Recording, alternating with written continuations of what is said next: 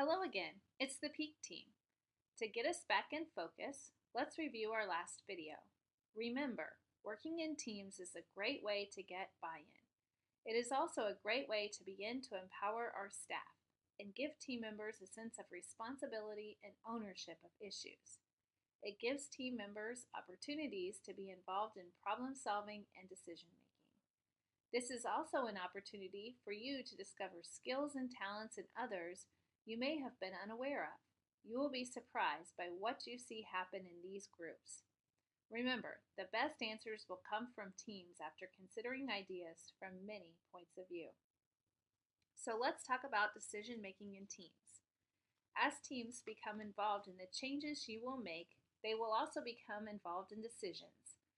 The goal is to empower staff to participate in this process and replace traditional top-down hierarchy by involving team members in decisions about how we do things. How can we make decisions as a team?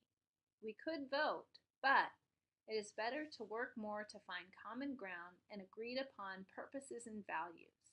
We call this consensus building, which is an opinion or position reached by a group as a whole. To do this, use learning circles to discuss decisions so every team member expresses their opinion and any concerns they have.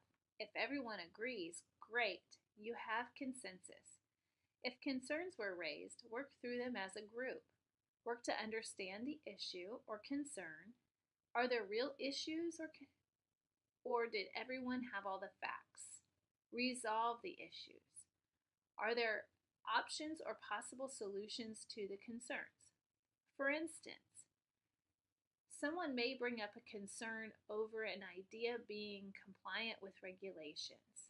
Investigate to see if there truly is an issue with compliance with regulations, or if it's just a perceived issue with regulations.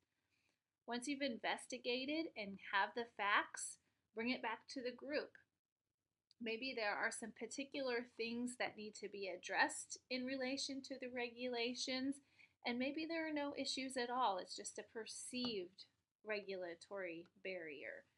Or maybe there are true regulatory barriers that would prevent us from pursuing that particular idea, and we need to go back to the drawing board to do it. But operate on facts, not on feelings that there are regulatory barriers.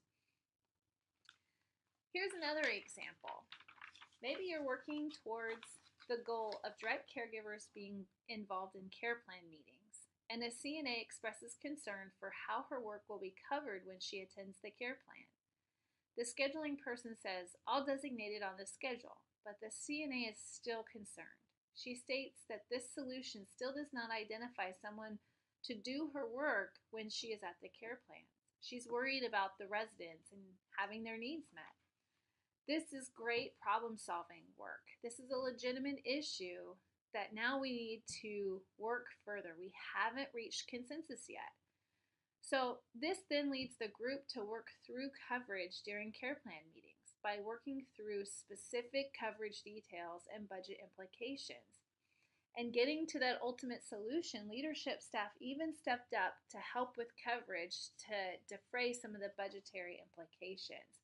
This is great work towards consensus. So as we work towards consensus, ask team members what we could do to address or what things we could change to make the proposal something they could support.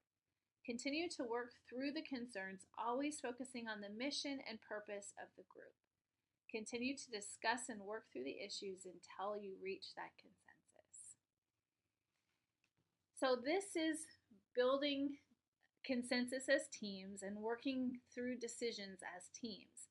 We'll explore this further at our live Zoom meeting together, so we encourage you to bring your specific questions about this topic to the meeting or bring any of your other general questions. So we'll see and talk to you then.